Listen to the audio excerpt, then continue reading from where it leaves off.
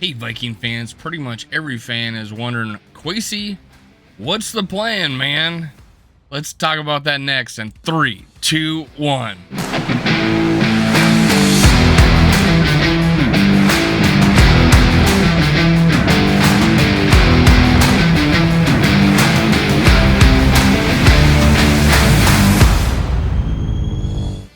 Gather around, Skull brothers and sisters. This is Skull World, brought to you by Minnesota Sports Talk. I'm your host, Dave. You can follow me on Twitter, TikTok, and Facebook at Skull World. Make sure you hit subscribe, like, and leave a comment. Help me Hulk smash the YouTube algorithms. Skull Vikings. Let's go. Let's go. Let's talk about Kwesi Adolfo-Mensah and his plan, which we don't know. It's held close to the vest. So far, we gotten rid of Kendricks. It doesn't look like we tried to reshape his contract, so that must mean Brian Flores doesn't want him on his team. Didn't even try to get him back at a lower price. We still have Hicks. He's a little cheaper, obviously, and $6 million. We're not saving a whole lot of money. We're saving like $5 million if we get rid of him. So that's not happening. We get rid of a Dantzler who didn't play at the end of the season because of personal issues. Who knows what that's all about? But hey, it might be a good move to let him go.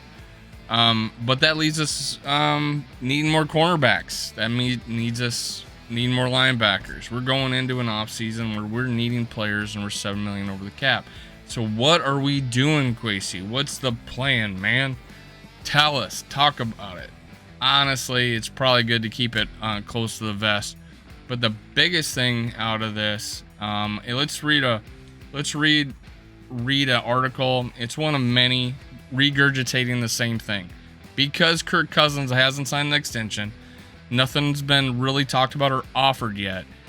Talking heads gotta put out articles, and that gets the internet a buzz. And me at Skull World, Minnesota Sports Talk, I gotta address it.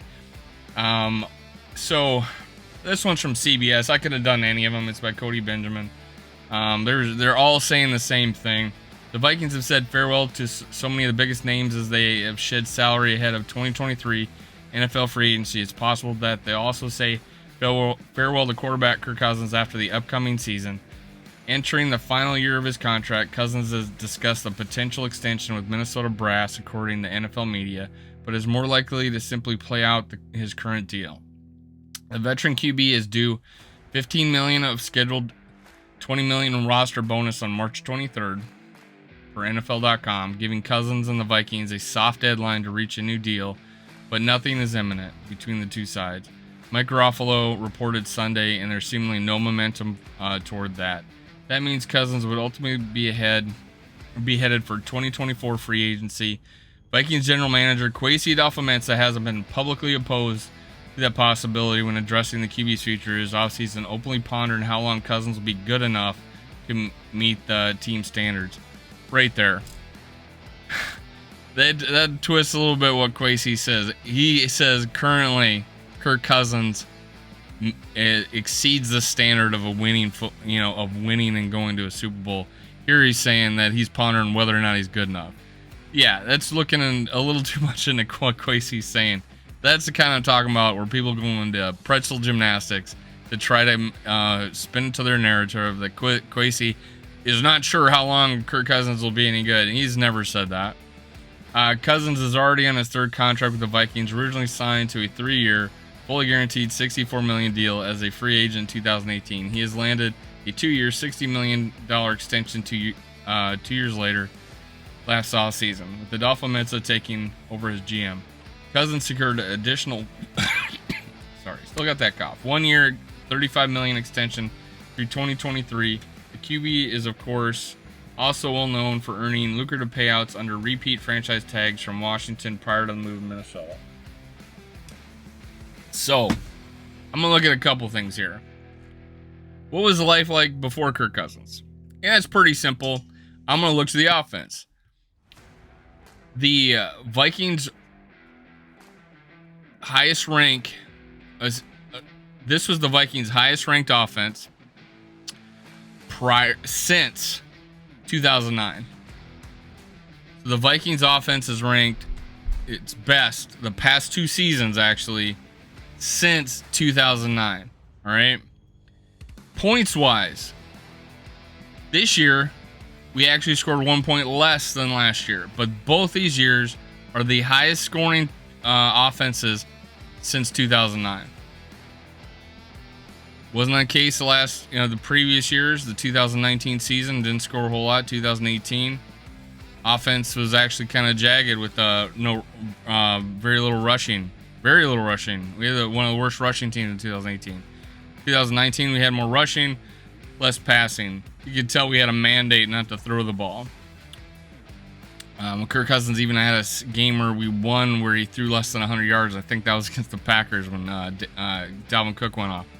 But in 2021, 2022, both Pro Bowl seasons, we had top 10 offenses in this league, and our best offense since 2009. And that's and everybody loves 2009, right? We had Brett Favre. In fact, we actually have 100 more yards than we did in 2009. So even though it was ranked less than the season in 2009, we actually had fewer points but more yardage than the 2019. In our rookie head coach's first year. So that's what life was like before Kirk Cousins. Middle of the road offenses, good defenses. Now we got good offenses and absolutely ass defenses. Well, what about 2018, 2019? Well, Kirk Cousins has gotten better since 2019, obviously. Even though that was a Pro Bowl year in 2019, he's had 3 of the last 4 years of Pro Bowls. 2021, 2022, deservedly so, made the Pro Bowl with outstanding seasons. A total of 12 fourth quarter comebacks in those 2 seasons. Probably could have had 2 more in 2021 if it wasn't for a missed field goal and a fumble. So Kirk Cousins is not an issue as far as this team succeeding. And why do I say that? Well, his contract is so much. Oh my god. Next year, we're looking at cap space where we could have like $100 million in cap space. Now, if we extend Kirk in 2024, some of that money will be taken up by Kirk Cousins. But that leaves us with a great cap situation of adding players to this team and still having potentially a quarterback that is still good enough to be the quarterback of this team. I had personally wanted a 1-year extension to get a quarterback in the 2024 draft. I did a video on it. And why do I say 2024? Because we only have 5 picks this year. We don't have the ammunition to go up and get the quarterback that we want. Now we got to rely on getting a quarterback that necessarily falls down to us, or maybe we take a chance on in later rounds. Forget the UCLA quarterback. I'm going to do a video on him, but something later. So, but in 2024, we could potentially have the leverage, the picks, the free agent money to help out our roster, to build that team around that younger quarterback. And that's why I'm saying the 2024 makes more sense. But hey, if the Vikings say, hey, our quarterback is in this draft, go get him, right? Go get him, whatever it takes. Now, I did a poll where 65% of the voters say they would rather have a 3-year contract, that means 2-year extension than Kirk, than trade Kirk and give up 3 first-round picks to go get that quarterback. 65 to 35, roughly. 66, 64, I forget. But it was above 60. It was around 65.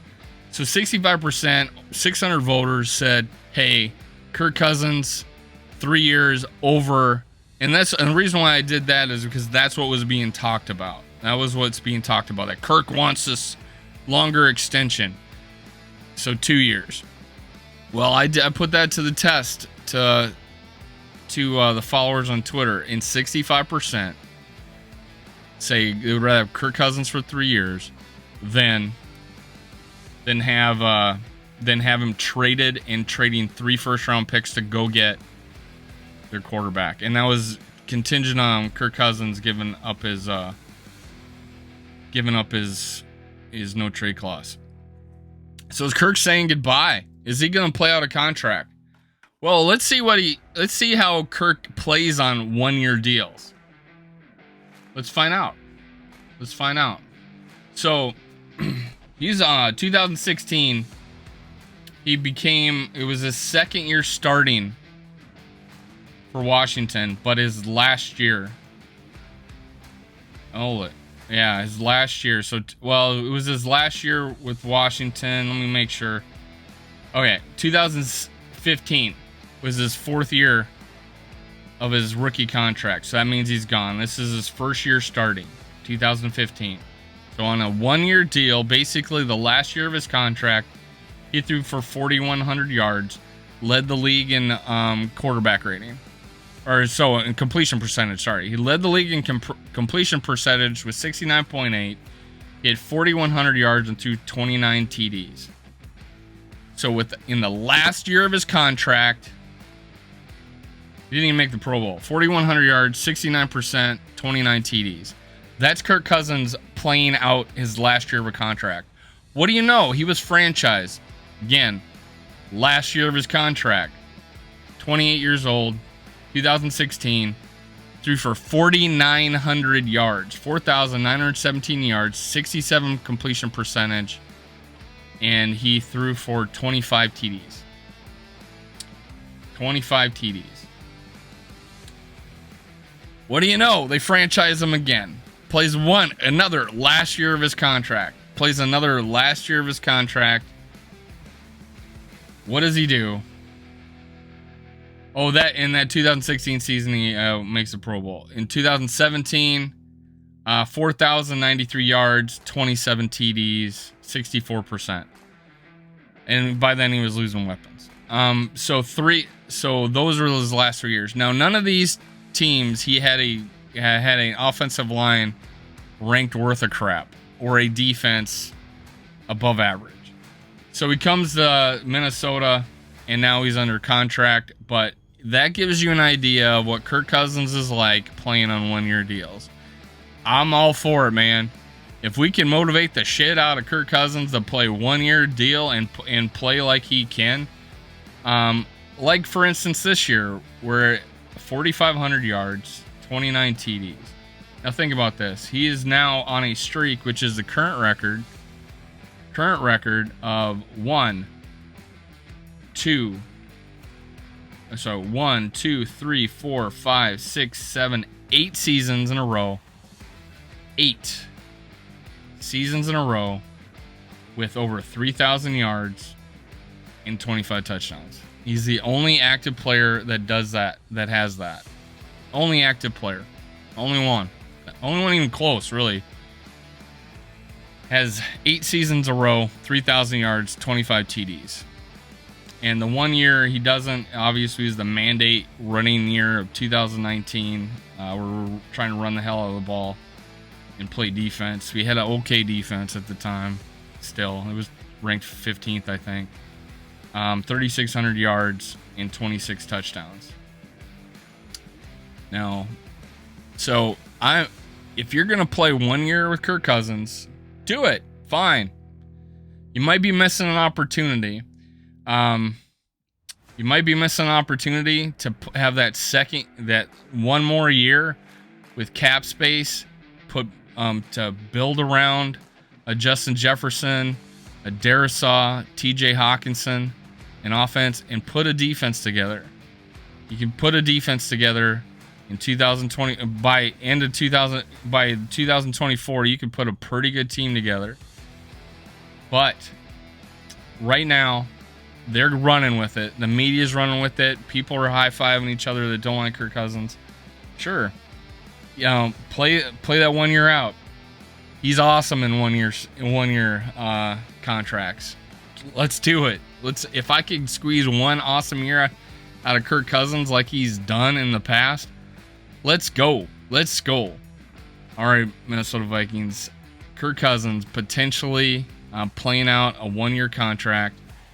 The reason why the soft deadline exists is because, hey, we won't be able to manage his money.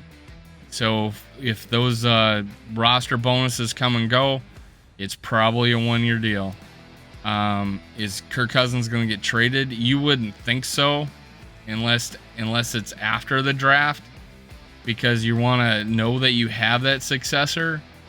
But as of right now, he's on a 1-year deal. He's the last year of his contract. There's no imminent talks to. I think March 15th was the year he signed an extension last year. There's time. We'll see. I'm for a 1-year extension. I'm not necessarily for a 2-year extension. I think we should play it year by year. As long as if we have a plan. Some people are so excited that, hey, we're gonna get rid of Kirk Cousins, but cannot tell me who we're gonna go replace him with.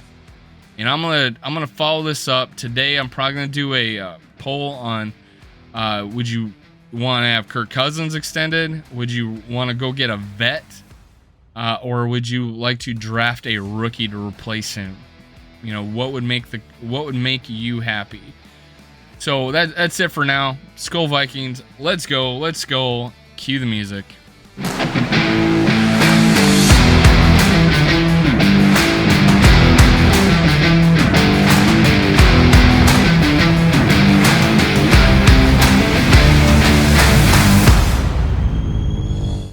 Thank you, Viking fans, for listening. Make sure you catch my other episodes. Also, make sure you subscribe, like, and leave a comment below.